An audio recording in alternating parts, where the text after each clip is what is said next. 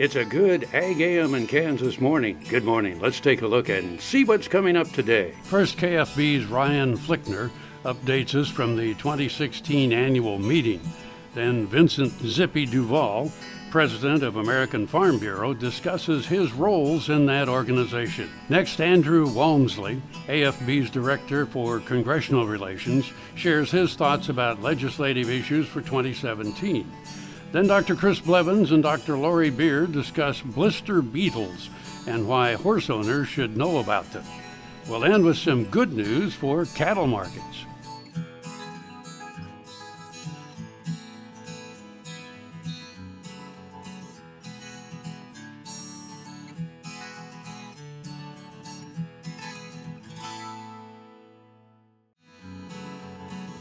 This segment brought to you by Kansas Regenerative Medicine. Your stem cells, your health, your life. I'm Ryan Flickner with Kansas Farm Bureau. Work on the lobby team for Kansas Farm Bureau, and we're just wrapping up our 2016 annual meeting. It's been a great year for Farm Bureau, and some of that cornerstone of success relies and really starts with our cornerstone, which is advocacy. Our Vote FBF, which is our statewide PAC, had a 90-plus success rate and endorsed candidates that were successful for the office they were running in. And I think a lot of folks are ready for the election to be over with. But we will soon turn to January, and we'll have a new president back at the federal level. The House and the Senate will both be controlled by the Republicans, which is great for Kansas because Chairman Roberts will remain as chairman of the Senate Ag Committee, just in time to start gearing up to rewrite the current Farm Bill, which expires in September of 2018. While not official just yet, we fully anticipate that Congressman-elect Dr. Roger Marshall will be put back on the House Ag Committee, which is the first time in the last few years that a Kansan will be represented there. So we're very excited about those two victories from a Farm Bureau family perspective with those two members on their seats. As we turn to a state level, the new legislative session will begin in early January. And once again, Vote FBF had a very successful endorsement process. And as we look at both the House and the Senate chamber, about 1/3 of each of those bodies did transition. So our members certainly have some education to do of the new members. Some of those members did leave the House to go to the Senate. So we're looking forward to welcoming those new members and also welcoming our dear friends that are returning. And actually just today there was the announcement of the leadership positions. We're very excited to work with President Weigel again and congratulate Ron Reichman Jr. on being elected Speaker of the House. And we also look forward to working with Majority Leader Jim Denning in the Senate and Majority Leader Don Heineman in the House. Those individuals certainly are very familiar with Farm Bureau. We've lobbied them in years past and have been successful for many of the bills and the causes that we represent. So as we gear up, we know there's about a $350 million budget shortfall that will be one of the first issues out of the gate. It remains to be seen whether the will of the legislative body is to rewrite a school finance formula when it pertains to K-12 education, or possibly extend the current block grant, which is a 2-year block grant, but possibly extend that a 3rd year just with the turnover and 1/3 of each body being relatively new. They still need to kind of get their feet under them. But as we look at some specific agriculture issues, there's a number of water bills deal with consumptive use that deal with a slight modification to the water conservation area, the WCA bill that Farm Bureau pushed a couple of sessions ago. So we will be working with our colleagues in the legislature and the governor's office and the Department of Agriculture, as well as other commodity groups all across the state, to make sure that farmers and ranchers, their voice is heard, and that we continue to educate an ever-growing urban public, even here in Kansas, of just the importance of agriculture to our rural communities and our state economy as a whole.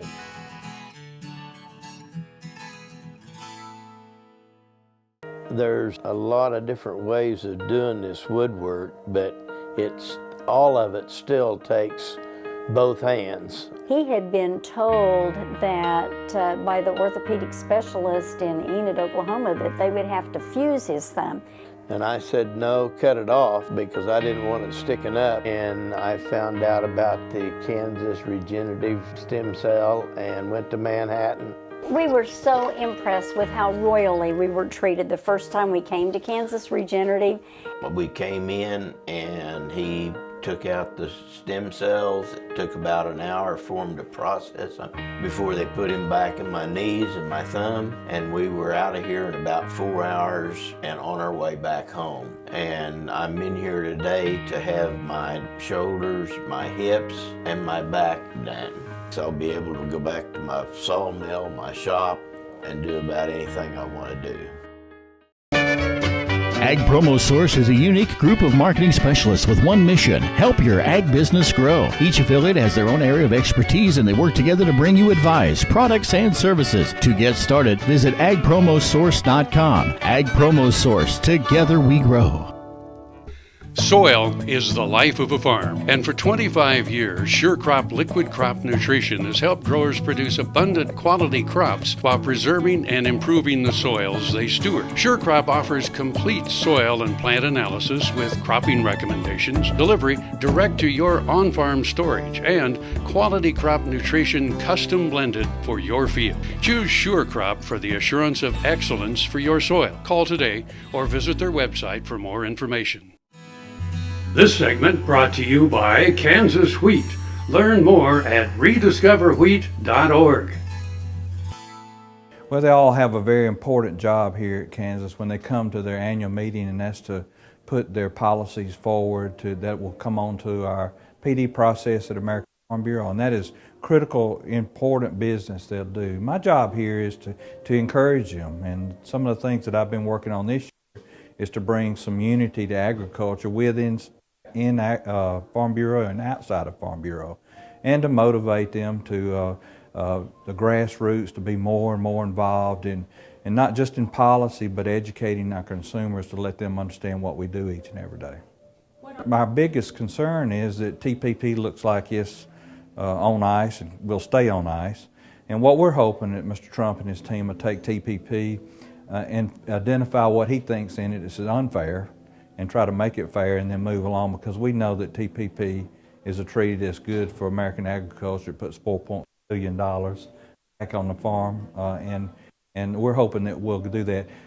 My discussions with the Trump team before the election was that they understand that ag depends heavily on trade, and that they have looked at other trade treaties and see that ag normally are winners when it comes to trade treaties. But what they want to do is make it a fair trade agreement that affects all America, positive to all Americans, and they want to make it fair to all Americans and profitable. So we don't have a problem with that. We want our friends and neighbors outside of ag to do well too. We just need to make sure that we have those trade treaties in place so we can tear those barriers down so that we can get our commodities into other countries. Well, you know, the goals haven't really changed. The playing field that we're going to be playing, or the teammates we're going to be playing with, have changed, and we're excited about having a new President-elect Trump coming into office. Well, there's two things I'm excited about. One is that rural America may not have sent him to the White House, but they surely paved the road for him. And we're real excited about all the talk and the reality that rural America and farmers and ranchers actually made a difference in this election. And we think that's going to give us a lot of leverage power with this new president, because he's going to understand that we helped pave the road for him to go to the White House. The other thing is we're excited that he comes wanting to bring change to the ordinary run-of-the-mill policies that we have. You know, someone that identifies with us that we got problems in the policies that are affecting us now, and he wants to bring that change, and especially in the regulatory area. So we're excited about that. And he says he's going to have immigration reform. We've been wanting immigration reform for years, and we have some challenges with his views on immigration reform, but he has his ag team before the election promised that agriculture would have a seat at the table when we find solutions to those problems. So we're real excited about having that promise of having a seat at the table. And if you talk about regulations, Mr. Trump talks our language, and we agree on a lot of the areas that he's going to be working on and the direction he's going with it. And then, of course, anything around endangered species, anything that affects our private property rights, we've got a great opportunity to do some tax reform. So we're real excited about what's coming up in the next year.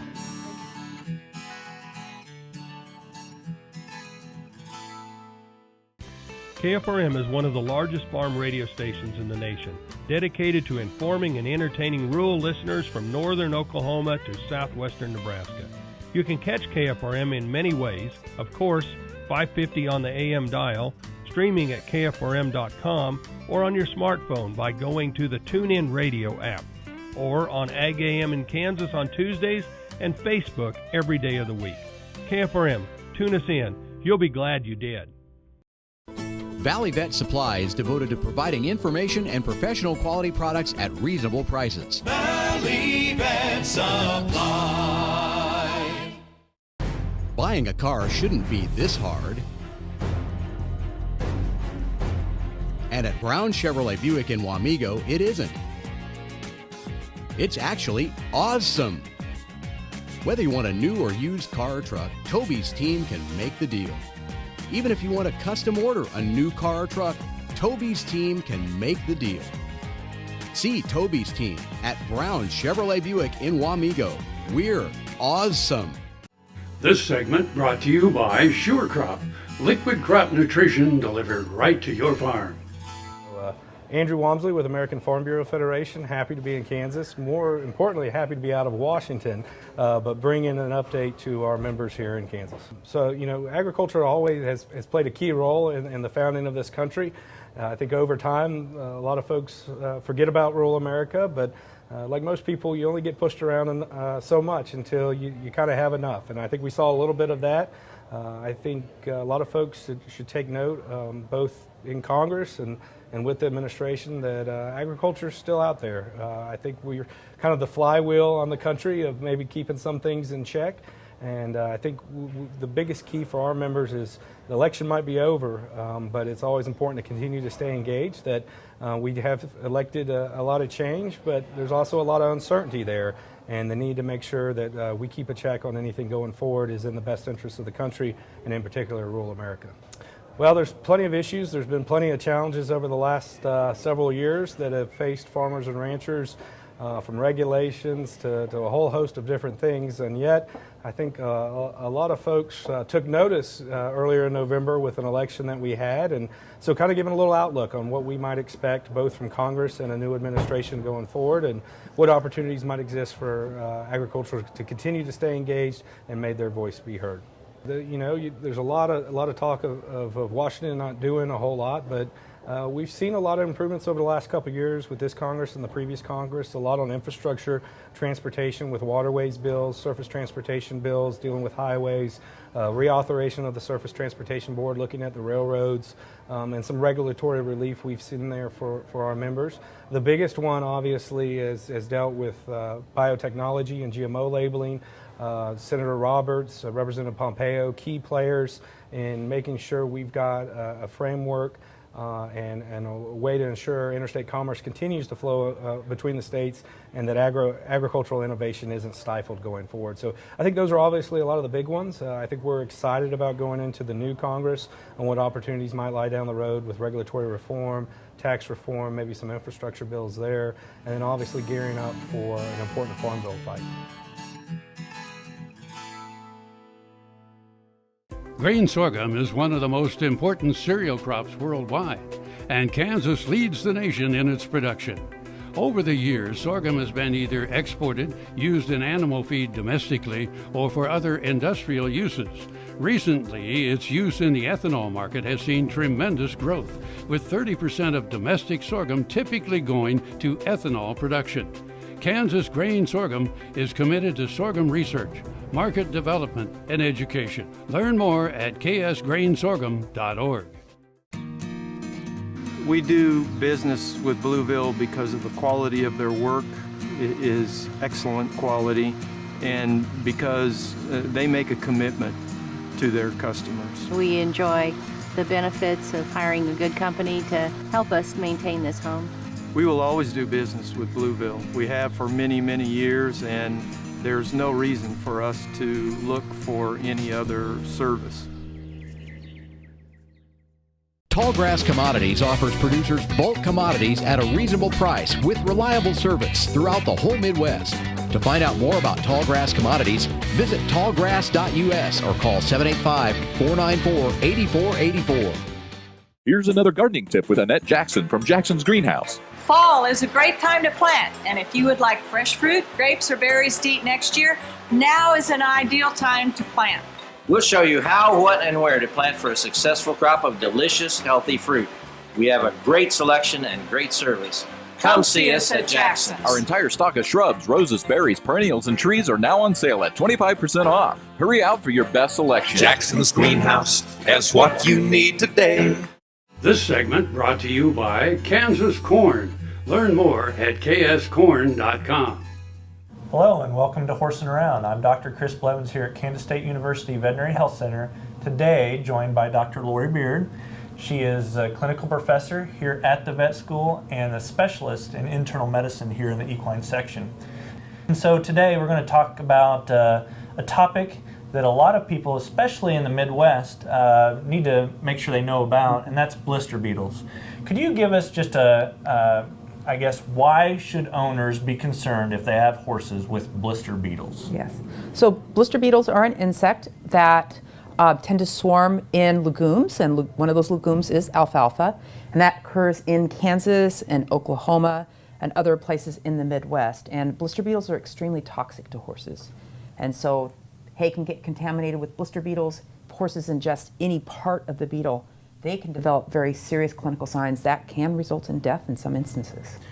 Now, some of the aspects, and what I've heard some owners say is, does the beetle have to be alive or really fresh, or if it's dried out, is it a lot better? Because, you know, if they cut the alfalfa and maybe there's just parts that are dried, is that any better? No, unfortunately, in these cases it's a dried out beetle. So the beetles are actually killed when the hay is baled, and so it doesn't lessen the toxicity even when the hay is stored.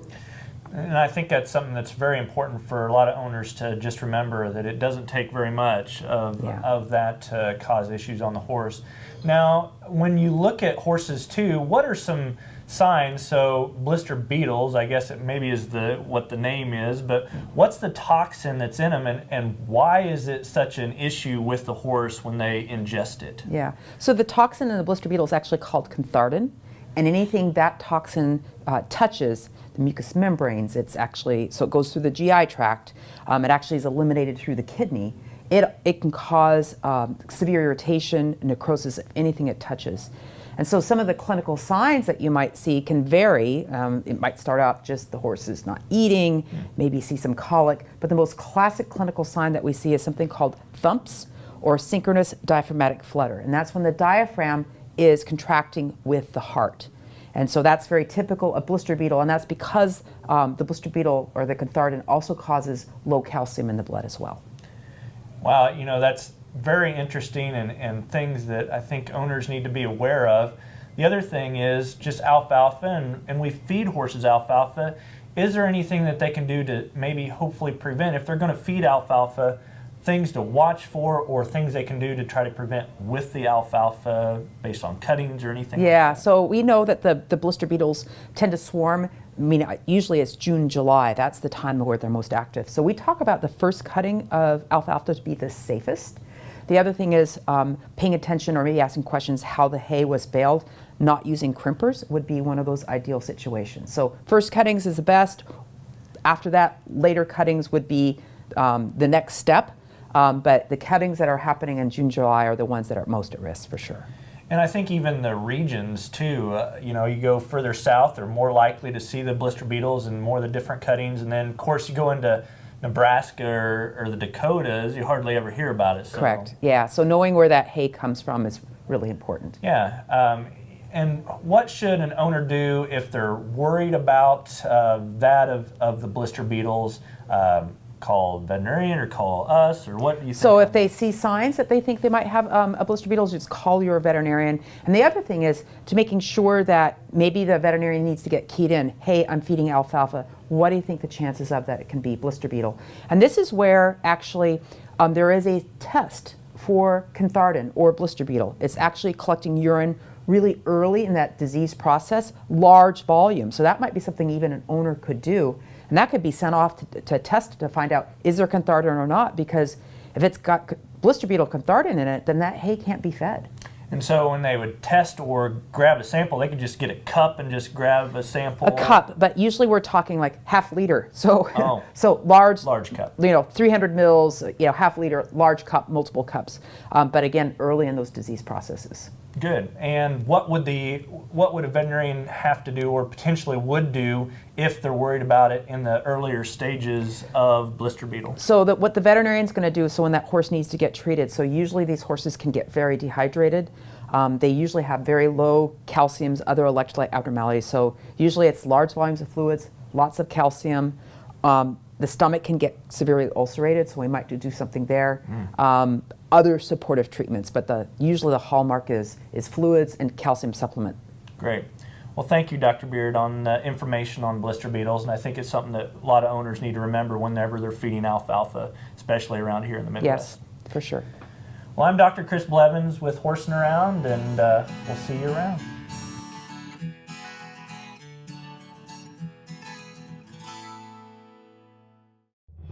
No matter where, no matter why, the Veterinary Health Center at Kansas State University is committed to providing quality patient care to animals and exceptional customer service to their owners. From routine checkups to emergency and specialty care, our world-renowned specialists and experienced professionals are here to discover, to teach, and to heal. Let us know. How can I help?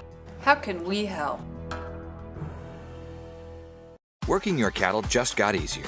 Introducing the new VetGun delivery system, a new way to apply topical insecticides to your cattle. The VetGun lets you remotely treat cattle with effective parasite control, so you can do it just walking among the herd. It's that simple. The proven topical insecticide AML VetCap is used with the VetGun. It works fast to control hornflies and lice while minimizing stress on your cattle. Fast, easy, effective. VetGun. Check with your animal health supplier for availability. The new Better Horses Network is worldwide, presented by Lucas Oil, featuring worldwide radio and TV with iconic hosts like Al Dunning, Sharon Camarillo, Ernie Rodina, Lindy Birch, and Craig Cameron. With American Cowboy, Horse and Rider, Brushy Creek, Cavenders, and Ride TV. Worldwide radio and TV, the all-new Better Horses Network. This segment brought to you by Kansas Soybean Commission. Progress powered by Kansas farmers. Dramatic, a wild ride, a roller coaster. That's been the cattle market over the past few years. Producers might be glad to hear the worst is behind them. Obviously, we had really short supply driven by drought, but also the protein supply shortage with pork and poultry. All three grew significantly in the last 24 months, and now our market's corrected just like all of the protein markets have corrected. So, now where do we go forward from here as we think about 2017, 18, 19 for a cow-calf producer trying to navigate the cattle cycle and where you want to be and positioning yourself longer term? Murphy says the cattle cycle was on sabbatical for several years. Now it's back. January 2016 saw about 1 million more beef cows than the previous year, and he expects 800,000 to 1 million more on January 1st, 2017. Hey, it's going to be tough for 2 or 3 years, but it's going to get better. We've got to keep in mind that we're going to get more global access. China made an announcement that they're going to look to open to beef at some time soon. So those things are better longer term from a cow-calf perspective. And so don't panic about this depressed calf market that we're in today. Just recognize that better things are going to come to us. You just have to manage your business accordingly in the next few years. The analyst said that includes keeping an eye toward the traits that add value to a calf crop. The spreads, as we get into bigger supplies, the spreads are still very wide. So an average animal that doesn't have maybe a branded affiliation, doesn't have any sort of vaccination program, those are actually becoming more of what you call a discount market. And so that differentiation between the two might be $15, $18 a hundredweight from a weaned calf that's got a vaccination program and it's branded product or branded alliance versus just a calf that comes straight off the cow. So there's a huge differentiation price-wise and value-wise for the buyer, and that's why that differentiation is there. CattleFax predicts a trading range of $90 to $120 per hundredweight for fed cattle and $105 to $150 on calves in the next few years. I'm Bob Cervera.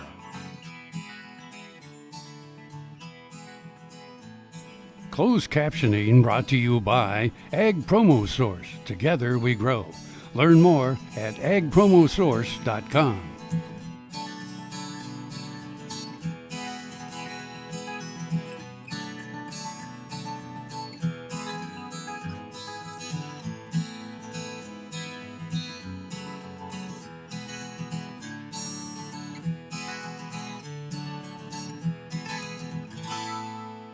To see this show and past episodes of AGam in Kansas, go online to agaminkansas.com.